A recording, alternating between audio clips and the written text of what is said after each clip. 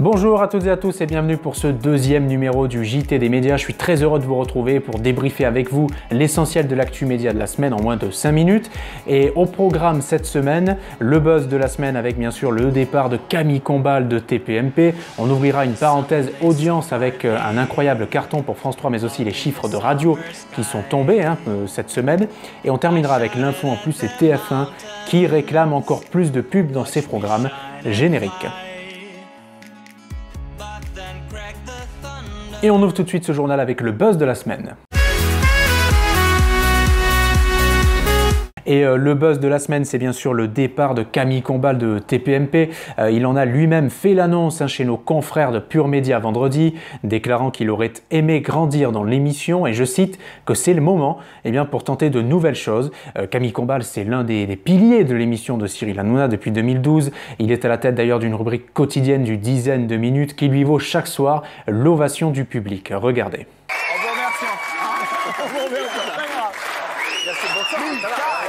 Bon, j'ai maté Wouf sur Énergie 12, moi je déconne. J'ai passé un week-end de merde, mais pas à ce point-là. Et Camille Combal qui a bien sûr informé son patron de sa décision avant de la rendre publique. J'en ai longuement parlé avec Cyril, dit-il dans l'interview. On ne sait pas encore vraiment ce que va faire Camille Combal l'année prochaine, puisque vous le savez, il arrête également la radio. Lui qui était à la tête de la matinale de Virgin Radio, Virgin Tonic du lundi au vendredi depuis plusieurs années, avec succès d'ailleurs. Et la transition est toute trouvée, puisque on va débuter notre parenthèse audience. Jingle.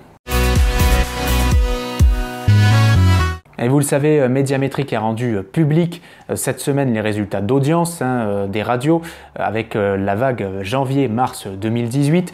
Du côté des généralistes, RTL progresse par rapport à la fin de l'année 2017. La station est toujours la plus écoutée de France avec chaque jour 6,6 millions d'auditeurs. RTL qui devance France Inter, France Info et RMC. Alors Europe 1 de son côté continue de plonger, Europe 1 qui continue d'encaisser les mauvaises nouvelles, 0,9 points d'audience perdue sur un an. Et aujourd'hui Europe 1 est même dépassé par France Bleu. Donc c'est assez dur à encaisser pour eux. Et d'ailleurs Europe 1 qui va tout chambouler à la rentrée de septembre avec une grille, paraît-il, entièrement refondée pour la station du groupe Lagardère.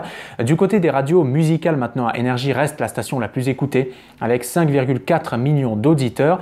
Mais elle perd quand même plus de 300 000 fidèles par rapport à la vague précédente et par rapport aussi à l'année dernière.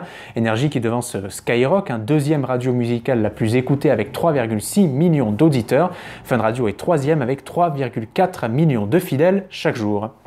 Et puis du côté de la télévision, coup de chapeau à France 3 qui diffusait cette semaine un épisode inédit de Capitaine Marlowe dans lequel on pouvait retrouver comme guest David Souchette, l'éternel Hercule Poirot et Laura Smet également. Et la série a tout simplement battu son record d'audience historique. Elle a cartonné puisqu'elle a attiré, accrochez-vous bien, 7,24 millions de curieux en part de marché. Imaginez que ça fait 3 téléspectateurs sur 10 qui étaient branchés sur France 3. Voilà, Captain Marlowe qui a cartonné cette semaine, porté la série toujours par l'excellente Corinne Maziero, bien sûr.